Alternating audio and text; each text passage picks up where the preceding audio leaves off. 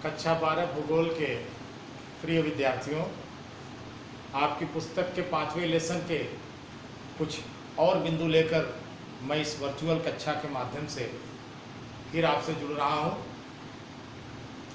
बच्चों, पिछले video lecture में मैं आपको कृषि के प्रकार के संदर्भ में बता रहा था। जीवन निर्वाह कृषि और बागाती कृषि, इन दो कृषि के प्रकार से आप अच्छी तरह से परिचित हो चुके हैं। अब हम कृषि के कुछ अन्य प्रकार यहाँ समझेंगे और उनमें सबसे पहले है विस्तृत वाणिज्य अनाज कृषि। आपको इस पर ध्यान देना चाहिए। वाणिज्य और अनाज दो चीजें हैं। वाणिज्य का मतलब आप समझ ही गए होंगे, ऐसी कृषि जो व्यापार के लिए की जाए। तो निश्चित रूप से ये बृहत पैमाने की कृषि होगी और ये जीवन निर्वाह से बिल्कुल अलग होगी। खास तौर से बेहद विकसित देश जो औद्योगिकरण में तो आगे है ही है, उन्होंने कृषि क्षेत्र में भी मशीनीकरण के द्वारा काफ़ी विकसित खेती का प्रारंभ किया है और बड़े पैमाने पर गहन कृषि की जाती है, जिसको हम विस्तृत वाणिज्य अनाज कृषि के नाम से जानते हैं। इसके अंतर्गत हम बहुत बड़े क्षेत्र पर किसी एक विशिष्ट फसल का उत्पादन करते हैं और हम फसलों के संदर्भ में अगर इसका अध्ययन करें तो इसमें सबसे मुख्य फसल होती है गेहूं, क्योंकि दुनिया में अनाज में सबसे ज़्यादा खाया जाने वाला यही अन्न है जो दुनिया में बड़े पैमाने पर बोया और उत्पादित किया जाता है। तो गेहूं के साथ साथ कुछ अन्य फसलें भी हैं जो विस्तृत वाणिज्य अनाज कृषि के अंतर्गत सम्मिलित हैं। उनमें मक्का, जौ और राई भी है। पहले ही मैंने बताया बच्चों कि इसमें खेतों का आकार बहुत बड़ा होता है और बोने से काटने तक विशाल मशीनीकरण, यानी आज की अत्याधुनिक मशीनों का उपयोग खेती में किया जाता है। बुआई से लेकर के कटाई तक का अर्थ है कि कई स्टेज में हमको अलग अलग प्रकार के कृषि उपकरण जो बेहद आधुनिक और वैज्ञानिक ढंग से कृषि में सहयोग प्रदान करते हैं वो हमें दिखाई देते हैं। खेतों की जुताई में अत्याधुनिक ढंग के ट्रैक्टर हैं जो मिनटों में कई हजार हेक्टेयर खेतों की जुताई कर देते हैं। उसके बाद खेतों में वैज्ञानिक ढंग से बीजों का छिड़काव, उसके बाद सिंचाई के लिए उपयोगी पंप सेट जो बहुत तेज़ी के साथ खेतों को सिंचाई योग्य पानी प्रदान कर देते हैं। और साथ ही साथ कीटनाशकों का जब छिड़काव होता है तो कुछ ऐसे संपन्न किसान इन क्षेत्रों में पाए जाते हैं जिनके पास अपने खुद के हेलीकॉप्टर्स हैं। आप यहाँ भारतीय किसानों से उनकी तुलना कर सकते हैं। तो इससे वो बड़े पैमाने पर अपने खेतों पर कीटनाशक का छिड़काव कर लेते हैं और जब फसलें पककर तैयार हो जाती हैं तो काटने का साधन भी बेहद अत्याधुनिक है। आपकी पुस्तक में कार्बाइन क्रू नाम का एक ऐसे उपकरण का, एक ऐसे मशीन का चित्र है जो 1 घंटे में कई हेक्टेयर खेतों की कटाई कर सकती है।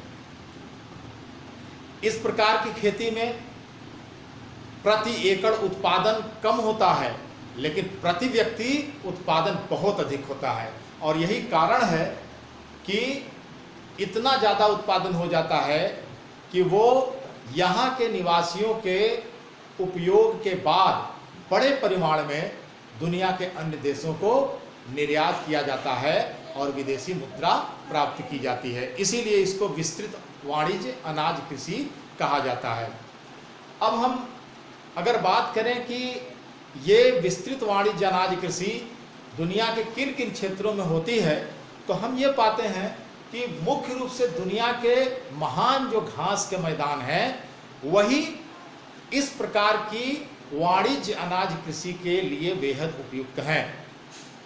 जैसे यूरेशिया का स्टेपीज, उत्तरी अमेरिका का प्रेरीज, अर्जेंटीना का पंपास, दक्षिणी अफ्रीका का वेल्ड्स और ऑस्ट्रेलिया का डाउन्स और न्यूजीलैंड का कैंटरबेरी। ये वो महत्वपूर्ण क्षेत्र हैं जहां इस प्रकार की विस्तृत वाणिज्य कृषि यानी अनाज कृषि का बेहद पैमाने पर विस्तार से जो है वो उत्पादन किया जाता है। आप इन क्षेत्रों का जिसका मैंने नाम लिया, आप पाएंगे इसमें विश्व के बड़े बड़े विकसित देश सम्मिलित हैं। ठीक है, तो इस प्रकार विस्तृत वाणिज्य अनाज कृषि के बाद जो हम अगले कृषि के ढंग, अगले कृषि के प्रकार की बात करते हैं वो है मिश्रित कृषि। मिश्रित कृषि क्या है बच्चों? तो मैं बता दूं आपको, मिश्रित कृषि के अंतर्गत फसल उत्पादन के साथ साथ पशुपालन भी शामिल होता है। जी हाँ, खेती बाड़ी के साथ पशुपालन जब खेती के एक कर्म के साथ साथ किया जाता है तो ऐसी खेती को हम मिश्रित कृषि का नाम देते हैं। मिश्रित कृषि में खेतों का आकार मध्यम होता है, कृषि यंत्रों का इस तरह की खेती में अच्छा प्रयोग होता है, रासायनिक और हरी खाद का प्रयोग भी बड़े पैमाने पर होता है और इस प्रकार की खेती में भी पूंजी व्यय अधिक किया जाता है। साथ ही साथ कृषकों की योग्यता और कुशलता इस प्रकार की खेती को और बढ़ावा देती है। मिश्रित कृषि में मुख्य रूप से गेहूं, जौ, राई, मक्का और पशु चारा, इन फसलों का उत्पादन होता है। यहाँ पर अन्य तो अनाज हैं, लेकिन एक चीज जो मैंने नाम लिया, पशु चारा। पशु चारा मतलब बरसीम नाम की ऐसी एक घास जिसे पशु बड़े चाव से खाते हैं और प्रोटीन अधिक होता है, इसकी वजह से बड़ी मात्रा में वो दूध उपलब्ध कराते हैं। तो पशु चारा एक विशिष्ट फसल है इस क्षेत्र की। इस क्षेत्र में मुख्य रूप से भेड़, बकरी, सूअर और कुक्कुट, कुक्कुट का मतलब होता है मुर्गी, इन पशुओं का पालन कृषि के साथ साथ किया जाता है और दोनों पर समान ध्यान दिया जाता है, दोनों को समान महत्व दिया जाता है और इससे दो व्यवसाय एक साथ जुड़कर आय के अतिरिक्त साधनों को उपलब्ध कराते हैं, यानी इससे कृषकों को अच्छी आय प्राप्त होती है। इसके अंतर्गत एक चीज और हम देखते हैं कि फसल परिवर्तन, यानी साल भर में एक बार कुछ फसल, फिर अगली दूसरी फसल, फिर अगली तीसरी फसल, इस तरह फसलों का परिवर्तन होता रहता है और जब इस तरह से फसल का हम उत्पादन करते हैं तो कृषि की जो मृदा है यानी मिट्टी है उसकी उर्वरता बनी रहती है, यानी हमको अच्छे ढंग की भूमि प्राप्त होती है और इसका फायदा खेती को निश्चित रूप से होता है। अगर हम बात करें कि इसमें किन किन क्षेत्रों में विशिष्टता हासिल है, यानी किन क्षेत्रों पर इस प्रकार की मिश्रित कृषि की जाती है, तो हम पाते हैं उत्तरी पश्चिमी यूरोप, उत्तरी अमेरिका का पूर्वी भाग, कुछ भाग यूरेशिया के, दक्षिणी महाद्वीप के समशीतोष्ण अक्षांशों वाले विकसित भाग, यहाँ भी इस प्रकार की मिश्रित खेती होती है। ये देश या ये क्षेत्र भले ही उस प्रकार की विस्तृत वाणिज्य अनाज कृषि नहीं करते, लेकिन इस जो क्षेत्रों का नाम मैंने अभी अभी लिया है, इसमें भी कई विकसित देश सम्मिलित हैं। इसका मतलब इस प्रकार की खेती अधिकतर विकसित देशों में प्रचलित है, जो कृषकों को काफी उन्नत बनाती है। ठीक, अब हम आगे वाले बिंदु को यानी कृषि के अगले प्रकार की बात करते हैं, जिसका नाम है डेयरी कृषि। मैंने कृषि का बिंदु पढ़ाने से पहले आपको याद होगा पशुपालन पढ़ाया था, लेकिन यहां पर जब हम डेयरी कृषि की बात करते हैं तो ये भी पशुओं से ही संबंधित है। डेयरी कृषि के अंतर्गत बड़े पैमाने पर पशुओं को दूध व्यवसाय के लिए पाला जाता है। यह कृषि दुधारू पशुओं के पालन पोषण का उन्नत और दक्ष प्रकार है। अब थोड़ा सा आप यहां कंफ्यूज होंगे कि हम पशुपालन ऑलरेडी पढ़ चुके हैं एक अलग मानव व्यवसाय के रूप में, तो फिर डेयरी कृषि अलग से, इसका क्या अर्थ हुआ?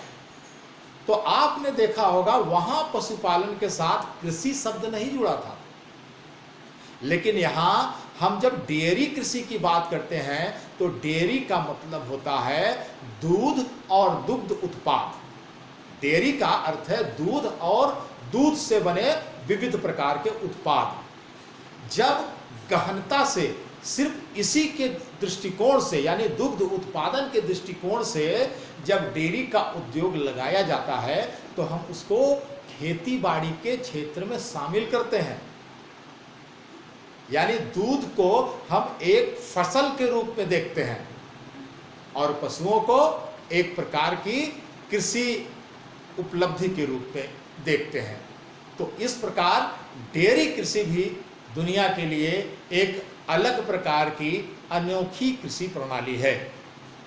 इसके अंतर्गत जैसा कि मैंने पहले ही कहा था कि पशुओं को बड़े पैमाने पर पाला जाता है, उनके प्रजनन यानी वो बच्चे नियमित अंतराल पर पैदा करें, उनकी नस्ल की सुधार के लिए अच्छे कार्य किए जाएं, उनकी स्वास्थ्य, उनकी सफाई, इन सब की अच्छी व्यवस्था है। पशु चिकित्सक नियमित रूप से पशुओं की जांच करते हैं, बीमार पशुओं को दवा देते हैं, उनके इलाज की समुचित व्यवस्था करते हैं।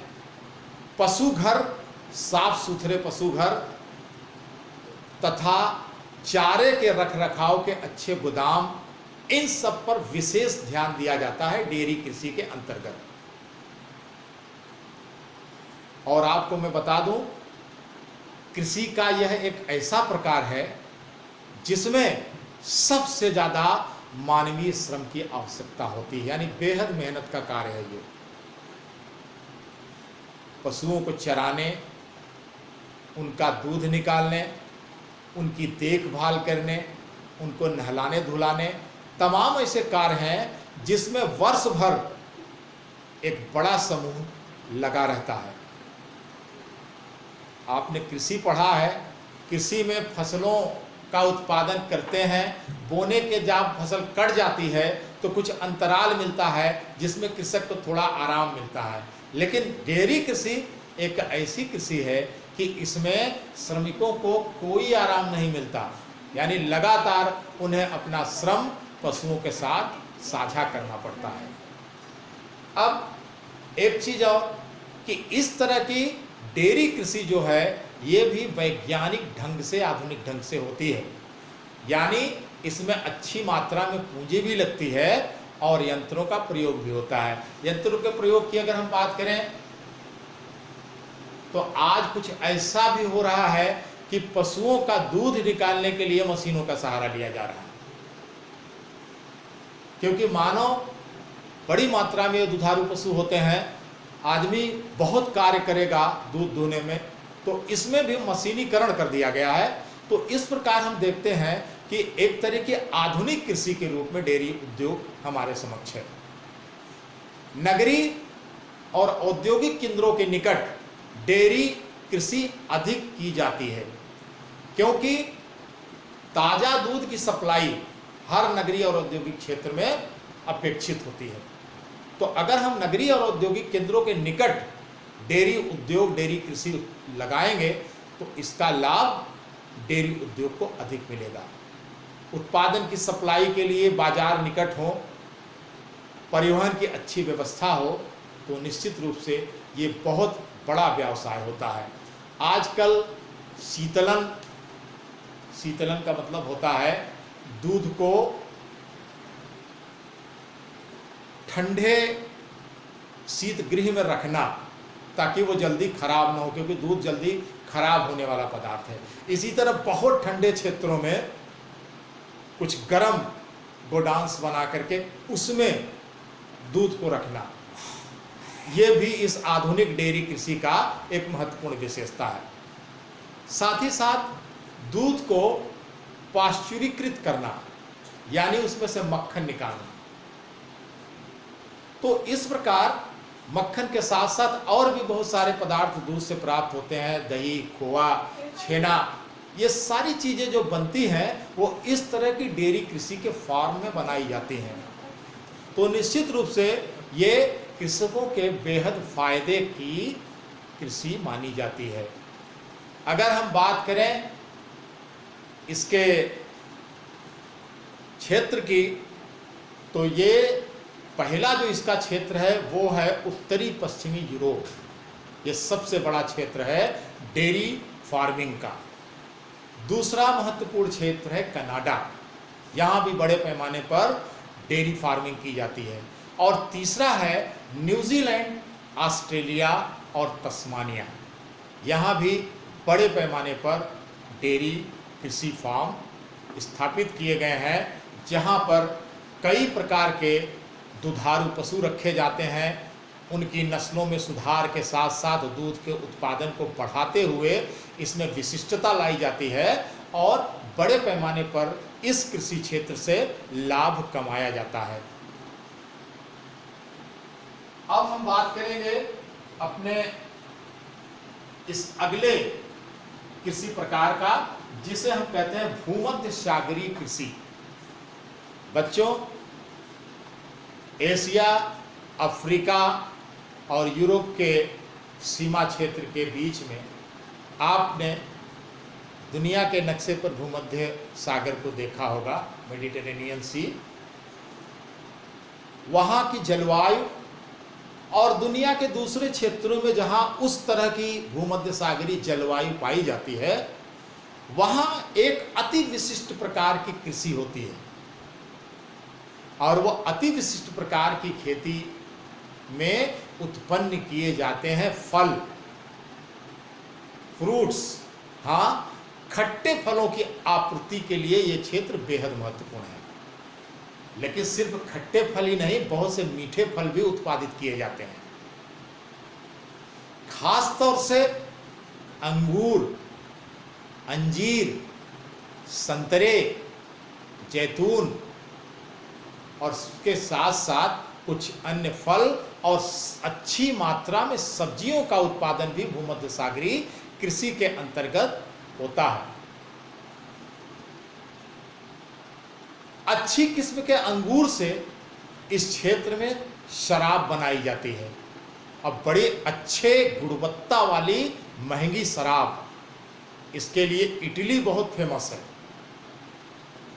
जर्मनी भी थोड़े पैमाने पर अंगूर से शराब का निर्माण करता है और दुनिया भर में इटली और जर्मनी की ये विदेशी वाइन भेजी जाती हैं। अंगूर में अच्छी अंगूर से तो शराब बनती है।